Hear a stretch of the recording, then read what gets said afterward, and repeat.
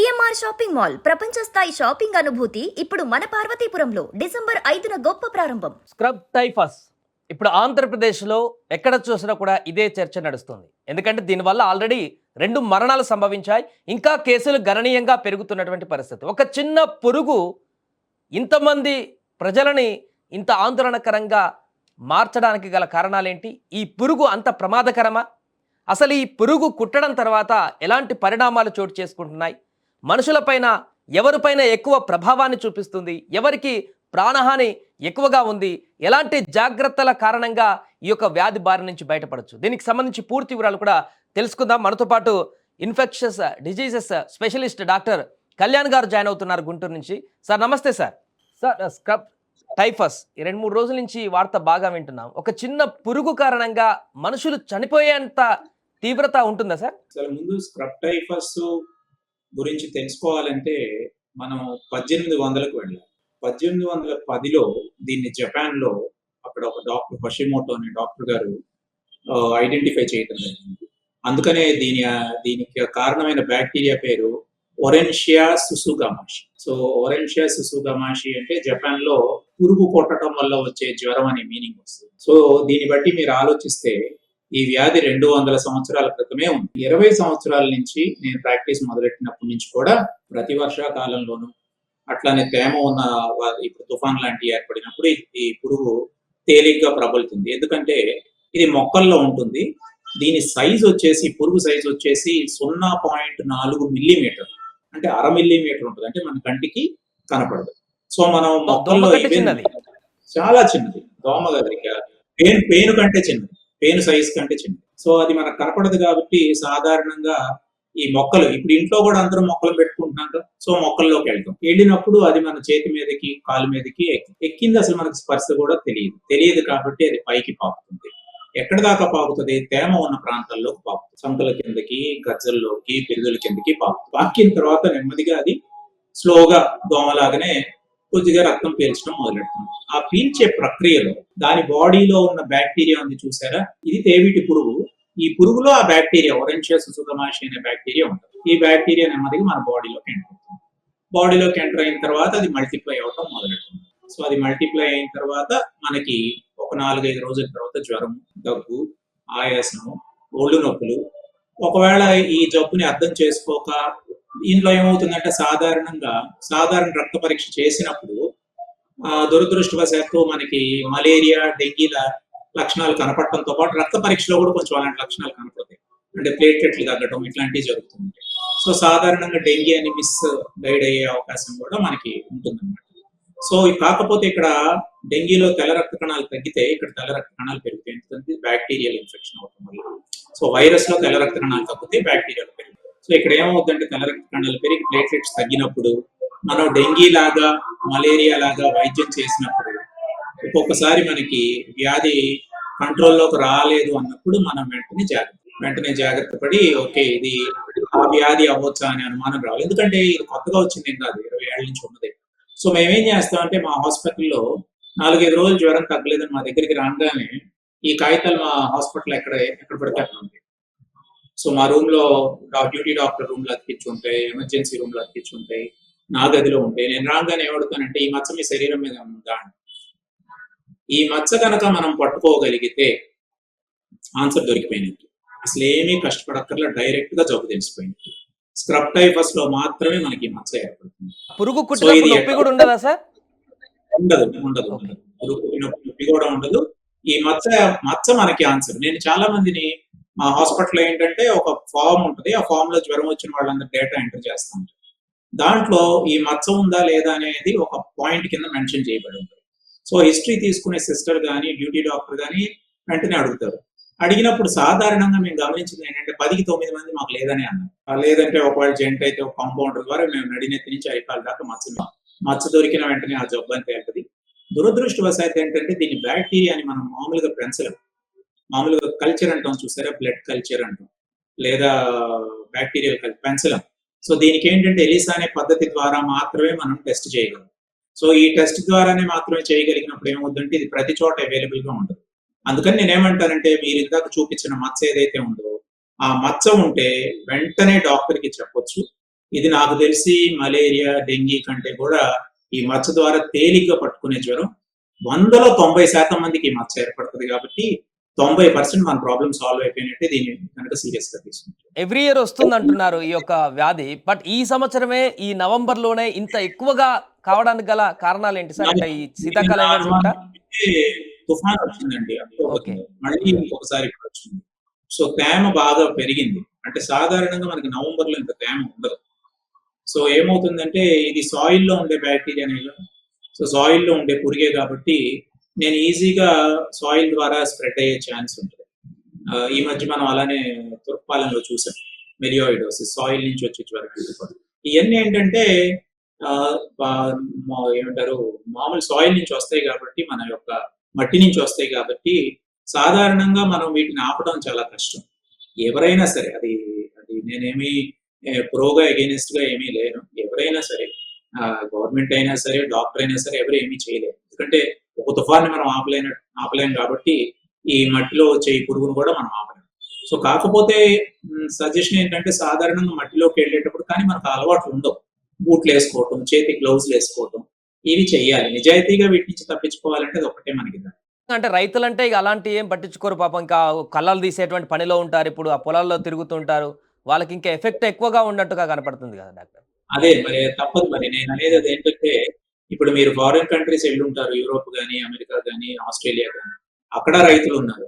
మరి వాళ్ళు బూట్లు, గ్లౌజులు యేసుకొని అలవాటయినప్పుడు, మనం బూట్లు, గ్లౌజులు అలవాటు లేదనుకోవడం ఇప్పుడు మొన్న గత కొద్ది రోజుల క్రితమే మనం మెలియోయిడోసిస్‌తో ఇబ్బంది పడ్డాం. మళ్ళీ ఇప్పుడు స్క్రబ్ టైఫస్. మీరు అబ్జర్వ్ చేస్తే ఇవి కేవలం మనం తీసుకునే జాగ్రత్తలతోనే వీటిని ఆపగలం గానీ, వేరే దారి ద్వారా ఏదో పొల్యూషన్ వల్లో లేకపోతే ఇంకేదో నీటి శుద్ధి చేయడం వల్ల ఆపలేం కదా! సో, అలాంటప్పుడు మనం జాగ్రత్త తీసుకోవటమే కదా దీనికి దారి. ఒకసారి అది ఆ మచ్చను మళ్ళొకసారి చూపించే ప్రయత్నం చేయండి సార్ వ్యూవర్స్‌కి గూడా. కెమెరా ముందు పెట్టేసి. సో, ఆ యాహ్! మచ్చ ఉంటే అది ఇండికేషన్ అన్నట్టు సార్? ఈ మచ్చ ఉంది అంటే దీన్ని మీరు చూడండి కాలిన మచ్చలాగా ఉంటది. సిగరెట్ కాలిన మచ్చ అంటాం దీన్ని. ఇంగ్లీష్‌లో ఎష్కార్ అంటాం. ఈఎస్‌సిహెచ్ఏఆర్ ఎష్కార్ అంటాం అన్నమాట. ఇది ఇలా ఉంటదన్నమాట మీకు. ఈ మచ్చ గనక మీకు కనపడితే మాత్రం ఇక మీరు వెంటనే డాక్టర్‌ని సంప్రదించి అసలు మీరే చెప్పాలి నాకు ఈ మచ్చొచ్చిన తర్వాతే మీరు గమనిస్తే ఆ మచ్చొచ్చిన తర్వాతనే వాళ్ళకి జ్వరం వస్తది. వాళ్ళు ప్రాంతాలైనా చాలా మంది వస్తుందా సార్ అది? బాడీ మొత్తంలో ఏ ప్రాంతంలో వస్తుందా? వస్తది. ఒక్క మచ్చే వస్తది. ఒక ఒక్కటే చోట మచ్చ. ఇప్పుడు 10 ఒక చోటే ఉంటుంది. హుహుహు. అట్లాంటి 4, 5 ఉన్నాయంటే అది కాకపోవచ్చు. సింగిల్ మచ్చ ఉంటుంది ఇది వచ్చినప్పుడు. సింగిల్ మచ్చ ఎక్కడైతే పుట్టిందో ముఖ్యంగా ఆడవాళ్ళకైతే పిరుదుల కింద, మగవాళ్ళకైతే గజ్జల్లో, ప్యాస్‌కెళ్ళే దగ్గర, స్క్రోటమ్ అంటాం చూసారా అక్కడ. అక్కడ ఎందుకంటే ఆ ప్రాంతాల్లో వాళ్ళు వెతకడానికి ఇష్టపడరు. డాక్టర్‌లు అంటే చూడటానికి తొందరగా చూపించడానికి కొంచెం సంశయిస్తా ఉంటారు. అది తెలివిగా ఆ ప్రాంతాల్లో మనం అందుకని సిస్టర్ చేతో, ఒక లేడీ డాక్టర్ చేతో మనం ఖచ్చితంగా వెతికించాలి. రైట్. నేను చూసాను 90% మందిలో కనపడుతుంది క్యాన్సర్. ఈ వ్యాధి ప్రాణాలు తీసే వరకు వెళ్ళిపోవడానికి గల కారణాలు ఏమంటారు సార్? అంటే ఈ డయాబెటిస్ వాళ్ళకి గూడా ప్రమాదకరంగా మారేటువంటి అవకాశం ఉందా ఏమన్నా ఒకవేళ వస్తే? చూడండి డయాబెటిస్ అనేది వ్యాధి నిరోధక శక్తిని తగ్గించేది. సో మనం అర్థం చేసుకోవాల్సింది ఏంటంటే ఇది మలేరియా అయినా, టైఫాయిడ్ అయినా, డెంగీ అయినా, స్క్రబ్ టైఫస్ అయినా, బ్రుసెల్లోసిస్ అయినా, మెలియాయిడోసిస్ అయినా, ట్యూబర్క్యులోసిస్ అయినా ఏదైనా సరే వ్యాధి నిరోధక శక్తి తగ్గితే దానికి బలం వచ్చేస్తుంది. అది క్రిమే కదా! సో హ్మ్. బ్యాక్టీరియా పనేంటి? మనలాంటిదే బ్యాక్టీరియా కూడా. మనం జీవరాశులు. అవి జీవరాశులు. జీవరాశి ప్రైమ్ పాయింట్ ఏంటి? బ్రతకడమే కదా! మనం అవును. బ్రతకడానికి ప్రయత్నం చేస్తున్నాం. అవి బ్రతకడానికి ప్రయత్నం చేస్తున్నాయి. మనకంటే ముందు బ్యాక్టీరియా వచ్చింది. సో, అవి మనకంటే ముందే ఈ ప్రపంచంలో ఉన్నాయి. నిజాయితీ చెప్పాలంటే మన తర్వాత గూడా ఉంది. మనం ఎంత ప్రయత్నం చేసినా వాటిని ఆపలేం. సో, జాగ్రత్తలు తీసుకోవటం, వెంటనే నిర్ధారణ చేయటమే ఇక్కడ ముఖ్యమైనది. నిర్ధారణ చేయటానికి నేను ఇందాక చెప్పినట్టు ఈ జబ్బు వరకు ఈ మచ్చని చూడటం జాగ్రత్తగా. రెండోది పరీక్షలు చేసేటప్పుడు ఈ మలేరియా, డెంగీ లక్షణాలుండి ఆ రిపోర్ట్‌లు నెగెటివ్ వచ్చినప్పుడు వెంటనే ఈ scrub typhus test, ELISA test ఉంది. ఆ టెస్ట్ చేసి నిర్ధారణ చేసుకోవచ్చు. ఈలోపు నిర్ధారణ లేట్ అయితే మాత్రం దురదృష్టవశాత్తు ఇది నెమ్మదిగా ఫస్ట్ ఊపిరితిత్తుల్ని, తర్వాత కిడ్నీలని, తర్వాత లివర్‌ని, మెదడుని కూడా ఎఫెక్ట్ చేస్తుంది. ఎఫెక్ట్ చేసి ఈవెన్ వెంటిలేటర్ దాకా వెళ్తారు. ఒక్కొక్కసారి అప్పటికి నిర్ధారణ అవ్వకపోతే చనిపోయే ప్రమాదం కూడా ఉంది. ఎందుకంటే బ్యాక్టీరియా మల్టిప్లై అవుతూనే ఉంటుంది బాడీలో. చనిపోయే ప్రమాదం కూడా ఉంది. ఇప్పుడు ఇది ఎవరిపైన ఎక్కువ ప్రభావం అవకాశం ఉందంటారు డాక్టర్ గారు? అంటే ఇప్పుడు నేను డయాబెటిస్ ఉన్న చెప్పాను వాళ్ళు కదా! ఒకటి, హ్మ్. ఇంకా మల్టిపుల్‌గా. ఏ ఏ వ్యాధి నిరోధక శక్తి తక్కువ ప్రాబ్లమ్స్ ఉన్న గుండె జబ్బు, కిడ్నీ జబ్బు, ఊపిరితిత్తుల జబ్బులు, సిఓపిడి లాంటివి. ఏ వ్యాధి ఉన్నా వాళ్ళకి వ్యాధి నిరోధక శక్తి తక్కువ ఉంటుంది. వాళ్ళకి జబ్బు వచ్చే అవకాశం ఎక్కువ. అంటే ఇది ప్రాణాలు ఇది తీసే వరకు వెళ్ళడానికి గల కారణాలు ఏంటంటారు సార్? అంటే నయమైతుందని కూడా చెప్తున్నారు. నిర్ధారణ లేట్ అవ్వదు. వాళ్ళని ఓన్లీ నెగ్లెక్ట్ చేయడం. ప్రతి జ్వరం నేనెప్పుడూ ఒక చిన్న సామెత చెప్తూ ఉంటా. మళ్ళీ చెప్తాను. మీలాంటి వాళ్ళు చెప్తే బాగా 10 మందికి వెళ్తది. ఇంట్లో దొంగ పడితే బయట కుక్క అరుస్తుంది. మనం కుక్కని పట్టుకుంటామా? దొంగని పట్టుకుంటామా? ఒక దగ్గరికి వెళ్తారు దొంగని ఆబ్వియస్లీ. అదే ప్రాబ్లం ఇక్కడ. పట్టుకోవాలి మనం. మనకి జ్వరం వచ్చినప్పుడు లోపల ఒక జబ్బు వస్తుంది. ఒక ఇన్ఫెక్షన్ వస్తుంది. అర్థమవుతుంది. మలేరియానా, టైఫాయిడా, డెంగీనా, స్క్రబ్ టైఫస్, బ్రుసెల్లోసిస్. మనం పట్టుకోవాల్సిన దాన్ని, జ్వరాన్ని కాదు. దురదృష్టం ఏంటంటే భారతదేశంలో జ్వరం రాగానే నేను జ్వరానికి మందులు వాడానంటారు. నేను అడుగుతాను, ఏ జ్వరానికి అంటారు. ఆశ్చర్యంగా చూస్తారు. జ్వరానికి మందులు ఉండవు. జ్వరానికి పారాసిటమాల్ ఉంటుంది అంతే. జ్వరం రాగానే మన బాధ్యత ఏంటి అంటే జ్వరానికి కారణం తెలుసుకోవడం. అది వైరల్ ఫీవరా, జలుబు దగ్గు లాంటిదా, యూరిన్ ఇన్ఫెక్షనా, ఇప్పుడు ఇలాంటి ట్రాపికల్ ఇన్ఫెక్షన్స్ అంటారు వీటిని. మలేరియాని, డెంగీని, స్క్రబ్ టైప్ ట్రాపికల్ ఇన్ఫెక్షనా అయితే దానికి సంబంధించిన నిర్ధారణ పరీక్ష చేసి జబ్బుని నిర్ధారణ చేయటం అనేది జ్వరంలో అతి ముఖ్యమైన పని. 4-5 రోజుల్లో తగ్గకపోతే ఎట్టి పరిస్థితుల్లోనూ దాని కారణం తెలుసుకోండి. ఆ కారణం తెలుసుకోకుండా యాంటీబయాటిక్స్ వాడటం వల్లనే ఈ రోజున మనం ఇబ్బందులు పడుతున్నాము. 4-5 రోజుల్లో తగ్గకపోతే యాంటీబయాటిక్స్ వాడండి, వాడొద్దు అనే సపరేట్ డిస్కషన్ నేను ఇప్పుడు ఇక్కడ తీసుకురాదలుచుకోవట్లేదు. నయం చేసే సజెషన్ ఒక జ్వరాల స్పెషలిస్ట్ గా ఎట్టి పరిస్థితుల్లోనూ కారణం తెలుసుకోవడానికి కష్టపడండి. అది ఎంత దూరమైనా వెళ్ళండి. ఖర్చు పెట్టడానికి వెనకాడకండి. కారణం తెలుసుకోండి. ప్రాణం పోవటానికి కారణం తెలుసుకోవడానికి. మీరు గుండెపోటు వస్తే యాంజియోగ్రామ్, అనుమానం వస్తే యాంజియోగ్రామ్ 10,000 పెట్టి చేయించుకుంటున్నారు. అది వచ్చిందో లేదో తెలియకముందే చేస్తున్నారు. అంటే గుండె జబ్బుకు విలువ ఇచ్చినప్పుడు జ్వరానికి కూడా విలువ ఇవ్వాలి. ఎందుకంటే ఈ రోజు గుండె జబ్బు కంటే జ్వరాల వల్ల ప్రాణాలు పోయే అవకాశం 250 కల్లా అధికం అయిపోతుంది. ఎందుకు ఇలాంటి రకరకాల బ్యాక్టీరియాలు మనకి ప్రబలుతూ ఉండటం వల్ల, మన ఎన్విరాన్మెంట్ మారటం వల్ల, మనం నగరాలు పెరగటం వల్ల, మనం పొలాల్లోకి వెళ్ళటం వల్ల పెంచుకుంటూ పోవటం. సో నిర్ధారణ, దీనికి ఒకటే సమాధానం, నిర్ధారణ చేయాల్సిందే. జబ్బు నిర్ధారణ చేయండి, మీ ప్రాబ్లం సాల్వ్ అవుతుంది.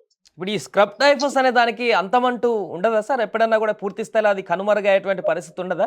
ఏ వ్యాధికి ఇప్పుడు మహా అయితే మలేరియాని కొంచెం ఆపగలుగుతాము. రీజన్ ఏంటంటే కొంతవరకు మనం దోమల్ని ఆపితే సరిపోతుంది. ఇది తేవిటి పురుగు, కంటికి కనపడదు. మనం పొలాల్లోకి వెళ్ళేటప్పుడు జాగ్రత్తలు తీసుకొని ఆ పురుగు కొట్టకుండా ఆపటం ఒకటే దీనికి.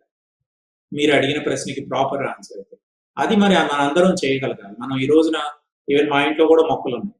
రోజు మొక్కలకి వెళ్ళి నేను పూలు కోస్తాను దేవుడికి పెట్టాలనుకున్నప్పుడు. కోసేటప్పుడు మరి నేను కూడా అలాంటి జాగ్రత్త తీసుకోవాలి. నేను మళ్ళీ గ్లౌస్ వేసుకోవాలి, లేదా మట్టి ఉంటే షూస్ వేసుకొని వెళ్ళాలి. ఇవి చేస్తేనే కదా ఆ పురుగు మన మీదకి పాకినా మనం గ్లౌస్ మీద ఉంటుంది తీసేస్తాం కాబట్టి. అది కొంత సంవత్సరం మొత్తం కాకపోయినా ఇలాంటి టైంలో తేమ ఉండేటువంటి సీజన్లో జాగ్రత్తగా ఉండాలంటారు. ఎక్కువ ఉంటాయి ఇప్పుడు.